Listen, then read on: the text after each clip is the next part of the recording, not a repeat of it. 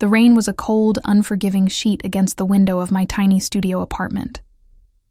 It felt fitting. Just 3 days ago, I had walked out on Mark, leaving behind the suffocating suburban house, the carefully curated life, and the bland routine we had built. People would call it a mistake, a rash decision. They'd say I was ungrateful. Mark was a good man, steady and kind, but he was a cage. I felt like I was drowning in a sea of sensible choices and unfulfilled dreams. I took my car, a few boxes of clothes, and a savings account that was barely enough to last a month. I wasn't just leaving Mark. I was leaving behind the person I had become, a person I barely recognized.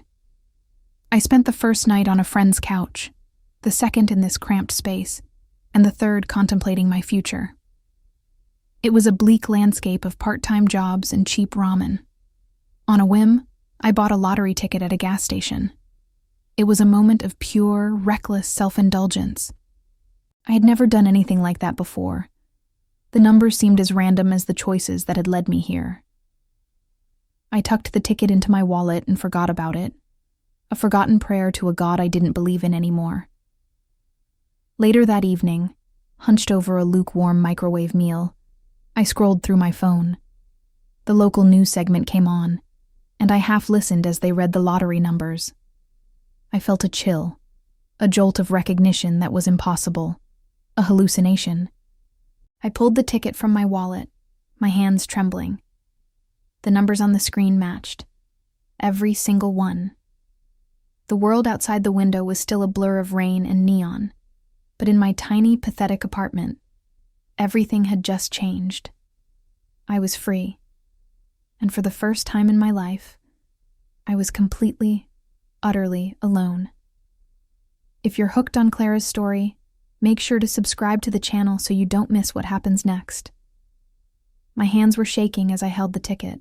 The fluorescent light of the apartment made the numbers glow with an almost sinister energy. $35 million. It was a joke, a trick of the light. I checked it again and again, cross-referencing the numbers on the screen with the faded print on the ticket. It was real. A numbing cold spread through me, replacing the anxiety with something else entirely. A stark, terrifying calm. I wasn't ecstatic. I was terrified. The ticket felt like a bomb, a dangerous secret that could either explode my life or rebuild it. My first impulse was to call my parents. They had always been my safety net, my emergency contact. But a new voice, a cruel, sharp whisper, stopped me. What for? To share. To give them a piece of a life they never gave you. They were always so careful, so risk-averse. Sensible, they called it. They never understood my desire for more, for something beyond the predictable path. They had been supportive when I left Mark, but their support felt like pity, like they were just waiting for me to fail. This ticket was my secret weapon. It was proof that I didn't need their approval, their advice, or their safety net anymore. I went to bed that night with the ticket clutched in my hand, unable to sleep. I just stared at the ceiling, thinking about all the things I could do. I could buy a house, a real house, not a mortgage trap like Mark's. I could travel, not a 2-week vacation, but a real escape. I could quit my life, not just my job. This wasn't just money. It was power. It was the ability to rewrite my entire history and leave all the old, painful chapters behind. It was a clean slate, and my parents, I decided, were part of the old story I needed to erase. The call came 2 days later, a soft, familiar ringtone I had forgotten. It was my mother, Eleanor. I ignored it, letting the phone vibrate against the kitchen counter. A minute later, my father David called. I sighed and picked up. Clara, it's Dad. Your mother and I are worried about you. Are you eating? Are you okay? His voice was thick with a concern that felt suffocating, a gentle net trying to pull me back to a life I had just escaped. I'm fine, Dad. I'm busy, I said, my voice flat. I held the winning ticket in my other hand, the paper a tiny piece of defiance. He told me they were thinking of coming over, to bring me a home-cooked meal, to make sure I was truly all right. I could picture my mom in her small, neat kitchen, preparing food out of duty. I felt a wave of bitterness. They had never once truly understood me. Not when I wanted to go to art school. Not when I chose Mark. And certainly not now that I had left him. Their support always came with a silent judgment. I made an excuse. A lie about being at a job interview. It felt good to lie, to have a secret that was all my own. They were on the other side of a chasm I had just created, and they didn't even know it existed. The money was a wall I was building brick by brick. A wall between me and a life of expectations, of needing to be grateful for what was given, of settling. I was no longer that person. I was a person who could have anything, do anything. My parents had given me a safe, predictable life. But what I wanted was a life of my own making, and the first step was to not let anyone else in. Not anymore. Claiming the prize was a surreal spectacle. The lottery office in the city was an imposing building, and I felt a million eyes on me as I walked inside. There were lawyers, financial advisors, and a public relations team. They spoke in hushed, serious tones about trusts, annuities, and media strategy. My identity would be public. It was a state requirement. My name, Clara Hayes, would be plastered on every news outlet. They tried to prepare me for it, but nothing could have prepared me for the sudden, blinding spotlight. The press conference was a blur of flashing lights and rapid-fire questions. I stood there, a smile plastered on my face, talking about how this was a dream come true, and how I was so grateful. The lies flowed easily. My parents, David and Eleanor, were in my mind, their faces flashing as I spoke. I imagined them watching this on TV, their chests swelling with pride. They'd think, "That's our girl." They would believe the narrative I was spinning, the story of a lucky young woman. They didn't know the truth. They didn't know I had already made a cold, hard decision about their future, a decision that excluded them completely. As I walked out, a limousine waiting to whisk me away to my new life, I saw my face on a giant news billboard. I looked different, harder. The innocence was gone, replaced by a calculating gleam in my eyes. I was no longer Clara, the girl who left her husband. I was Clara, the $35 million lottery winner. And to keep that persona, I had to sever the last ties to the person I used to be. My family was a sentimental burden I could no longer afford to carry. I had to let them go. If you're hooked on Clara's story, make sure to subscribe to the channel so you don't miss what happens next. My new apartment was a penthouse, a glass and steel fortress high above the city. The view was breathtaking, a sprawling panorama of lights and concrete that stretched to the horizon. It felt like I was looking down on a different world, a world I had once been a part of, but was now completely separate from. I hired an interior decorator, a team of personal shoppers, and a private driver.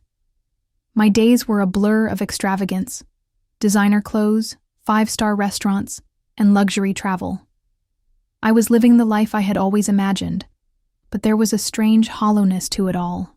My parents kept calling, their messages piling up. They were so happy for me, so proud. They asked if they could come visit my new place. My mother's voice on the voicemail was so full of genuine excitement it hurt. I deleted the messages. I couldn't bear to hear them. Every time they called, I felt a pang of guilt, but I quickly suppressed it. I reminded myself of all the times they had tried to steer me, to fix me, to make me into a version of myself that fit their mold. This was my life now, and it was built on my own terms. I told my assistant to block their numbers. It was a cold, brutal act, and my hand trembled as I gave the command. But the moment it was done, a wave of relief washed over me. The last thread of my old life was cut. I was finally, truly free. I could build my new world without the weight of their expectations, their concerns, or their love. I was a self-made woman, And I had earned this, every bit of it. I had earned the right to be selfish. The charity gala was a sea of glittering gowns and superficial smiles.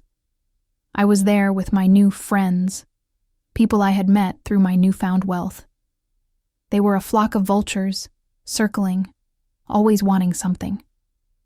A donation to their cause, an investment in their latest scheme, a loan they never intended to repay. I didn't care. It was a game, and I was enjoying being the one with all the power. I was the sun in their orbit. I was sipping champagne when I heard my name. Clara? Is that you? I turned and saw Sarah, an old college friend. She was genuinely happy to see me, her smile warm and real. We caught up, and the conversation drifted to my parents. I saw your parents at the grocery store the other day. They're so proud of you. They told me you've been so busy with everything. They're trying to figure out how to visit you. A knot tightened in my stomach. Sarah's words were a mirror, and I didn't like the reflection. I mumbled something about my schedule, about being swamped. Sarah's smile faltered, replaced by a look of genuine concern.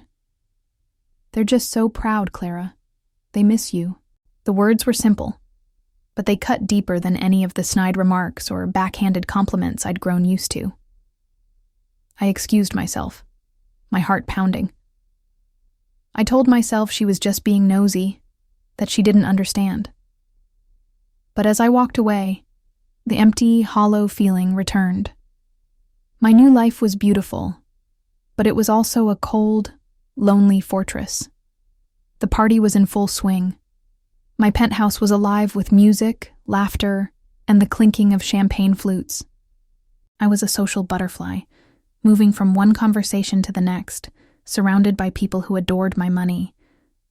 I felt like a queen. Then my phone rang, a number I didn't recognize. I almost ignored it, but something compelled me to answer. It was my mother's friend, sounding panicked. Clara, you need to call your mother, your father. He's at the hospital. My heart stopped. My first thought was that this was a trick, a pathetic attempt to get my attention, to get to my money. I laughed, a harsh, humorless sound. Is this a joke? I asked. The woman on the other end was silent for a moment. Her voice was strained and full of grief. Clara, your father had a heart attack. He's in intensive care. Please, just call your mother. I hung up. I couldn't process it. My father. He was a man made of stone. He never got sick. This had to be a lie. My parents were trying to reel me back in with guilt. It was so transparent. I turned back to the party, but the music sounded distant, the laughter hollow. The extravagant meal I had planned sat untouched on the table. My new friends, sensing my shift in mood, drifted away. I found myself alone, staring at the panoramic view of the city. The lights were a dizzying kaleidoscope of color, but they didn't comfort me. A cold dread, a feeling I hadn't felt since I was a child, began to creep in. A tiny, desperate voice in the back of my mind whispered, "What if it's true?" If you're hooked on Clara's story, make sure to subscribe to the channel so you don't miss what happens next. The days that followed were a cold, quiet blur. The party ended, and the new friends vanished like ghosts in the morning light. My phone was silent. I tried to go back to my old routine of shopping and dining, but the thrill was gone. The clothes felt like a costume, the food tasteless. I sat in my empty penthouse, the silence echoing in the vast space. The news of my father was a constant, gnawing presence. I kept telling myself it was a lie, a drama, a manipulation, but I couldn't shake the fear that I was wrong. My new friends had moved on. My assistant quit, fed up with my sudden mood swings. I was utterly alone. The people I had surrounded myself with weren't friends. They were an audience. And when the show ended, they left. The money, which I thought would be my ultimate source of happiness and security, had only served to isolate me. It had created a fortress, but I was the only prisoner inside it. I started looking at old photos on my phone. Photos of Mark and me, of my parents. I saw pictures of family barbecues, birthdays, and holidays. I saw my father, his smile wide and genuine, not the pained face I had seen in my nightmares. My mother's laugh, my father's calm presence, the sense of security and belonging I had once taken for granted. Tears welled in my eyes. I had it all. The money, the freedom, the perfect life I had always dreamed of. But I had lost the one thing that had always been there for me. The one thing I could never buy back. My family. The price of my selfishness had been my own heart, and the currency was loneliness. The second call came in the dead of night. It was my mother. Her voice was thin, a raw sound of desperation I had never heard before. "He's asking for you, Clara. Please, just come." The lie I had been telling myself for weeks, the wall I had built, came crashing down. I grabbed my car keys, my hands shaking so violently I could barely hold them. I drove through the night, the city lights a blur of regret and terror. I found myself on the familiar suburban street, the same street I had been so desperate to leave just a few months ago. The hospital room was small and filled with the low hum of medical machines.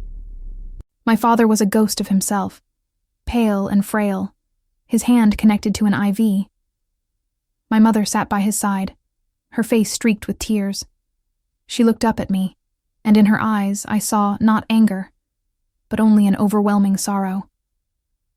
"He wants to tell you something," she whispered. I moved to his bedside. He opened his eyes slowly, and his gaze found mine. A weak smile touched his lips. "Clara," he rasped. "I'm so proud of you. I'm sorry if I ever made you feel like you had to be something you weren't." The words were a knife to my heart. The truth was, they had never tried to change me. They had only ever tried to love me, to protect me. It was me who had twisted their concern into a cage. My own selfishness had created a monster out of my fears. As I held my father's hand, his grip weak but his eyes full of love, I realized I was the villain in my own story. The money was a poison I had willingly swallowed, a poison that had separated me from the only people who truly mattered. It was a realization that came too late. My father passed away peacefully in his sleep a few days later. The funeral was a quiet affair, a small gathering of family and old friends. I stood at his graveside, a black dress, a veil, and a face of stone. The tears wouldn't come. I had no tears left. My mother held my hand, her grip surprisingly strong. She didn't say anything. She just let me be there, a silent acknowledgement of my return. Afterward, I went back to my empty penthouse. The silence was deafening. My mother had offered for me to stay, to just be with her. But I couldn't. I was a stranger in their world now, and I had to face the consequences of my own making. I walked through the opulent rooms, past the expensive art and the designer furniture, and all I felt was the crushing weight of my mistakes. The money had bought me everything I ever wanted, everything but the one thing I needed, the love and forgiveness of my father. I am still a multimillionaire. I live in my perfect glass fortress. I have everything I could ever want. But I am also completely and utterly alone. The money is a constant, heavy reminder of the person I became and the family I pushed away. My parents were happy for me. My mother is still here, but a piece of her is gone forever. I have to live with the knowledge that I could have helped, could have been there, but I chose not to. The truth is, I didn't give my parents anything, but I lost something far more valuable in the process. I lost a piece of my own soul.